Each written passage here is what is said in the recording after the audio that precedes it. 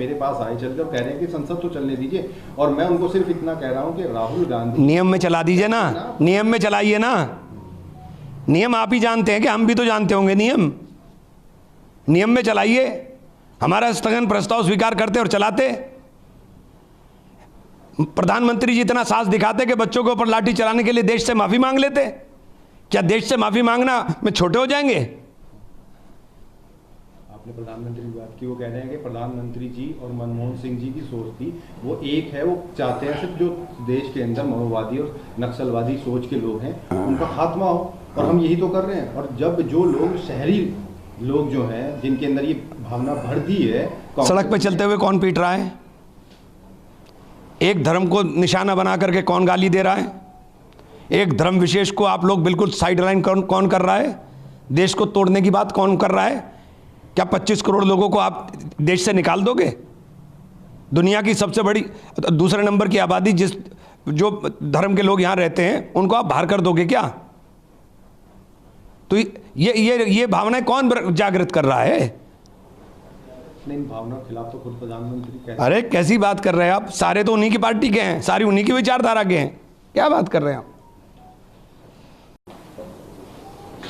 सांसद जी क्या कहेंगे? जो संसदीय कार्य मंत्री है किरण रिजिजू, वो कह रहे हैं कि राहुल गांधी ने प्रधानमंत्री का नाटकीय अंदाज में जो अपमान किया है, उनका मजाक उड़ाया है, इससे प्रधानमंत्री की छवि पर कोई असर नहीं पड़ा, बल्कि उल्टा उनकी छवि ध्वमित हुई है और उनका चरित्र पूरी तरह से। ये क्या हो रहा था पार्लियामेंट में?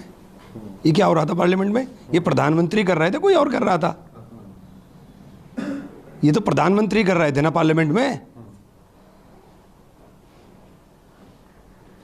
क्या कहना चाहेंगे? बता दिया मैंने, जवाब दे तो दिया।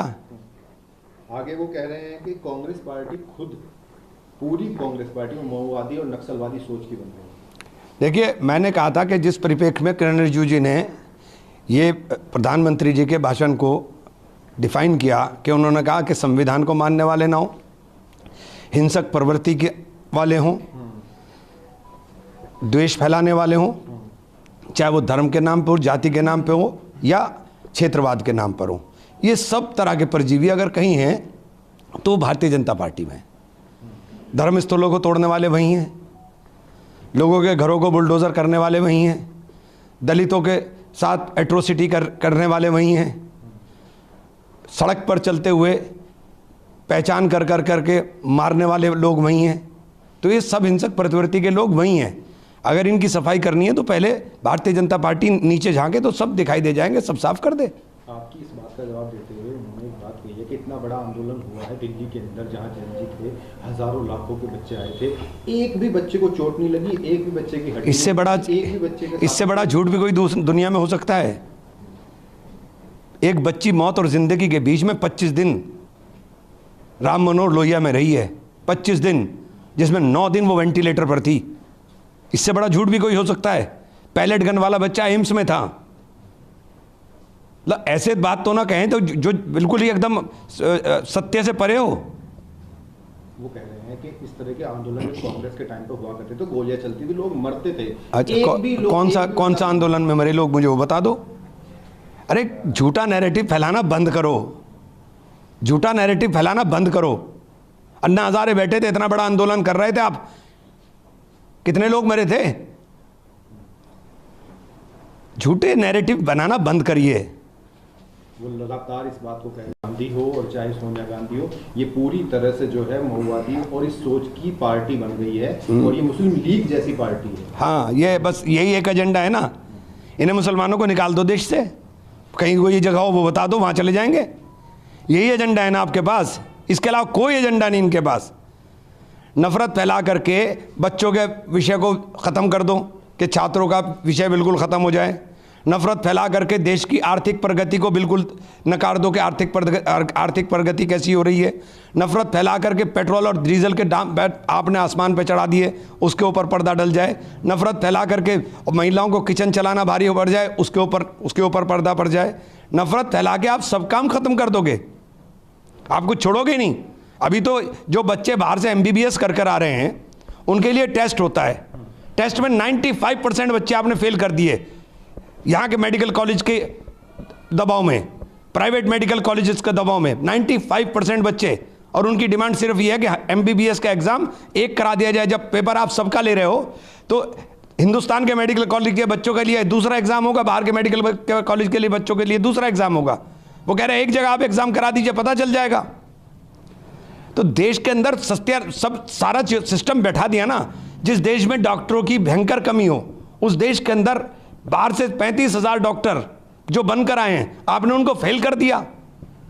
तानाशाही रवैया इख्तियार किया हुआ है ना देश में। 35,000 बच्चे फेल हुए, 35,000 डॉक्टर कम होते हैं जो देश के अंदर लगेंगे।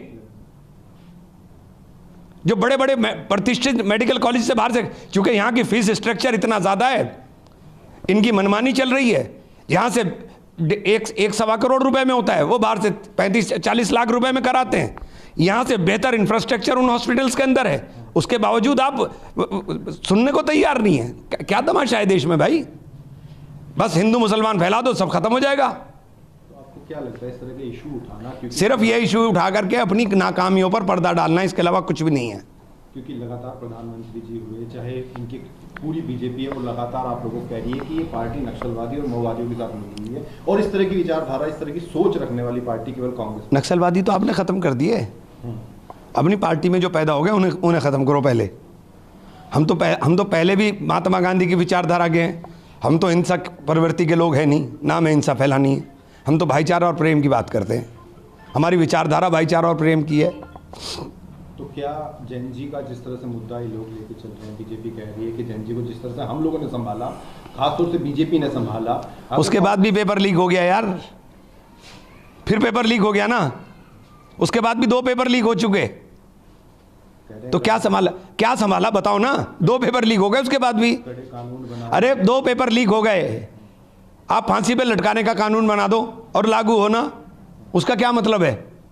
अगर कानून का डर ही नहीं है तो फिर उसका मतलब क्या रह गया? सैया भाई कोतवाल तो डर काहे का, डर लगता नहीं उनको। वो कह रहे हैं जब संसद चलाना चाहते थे, बहस करना चाहते थे, तो कांग्रेस पार्टी डर क्यों गई? उनके जो सांसद है, हम चलाना चाहते थे, हम बहस नियमों में चाहते हैं। हम बहस नियमों में चाहते हैं। हमारा स्थगन प्रस्ताव स्वीकार करते, आप बहस करते, उस पर आप बहस नहीं करेंगे, बिला वजह आप भाषण दे के चले जाएंगे। भाषण सुनने के लिए बैठे हम। संसद नियमों से चलती है और नियम हमें भी पता है, आप ही को नहीं पता है।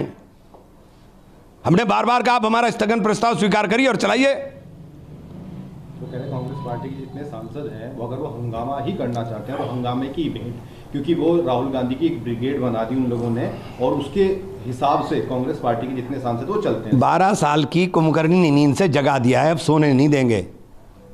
अब जागिए, अब सोने नहीं देंगे हम। 12 साल हो गए आपको लोगों का उत्पीड़न करते हुए।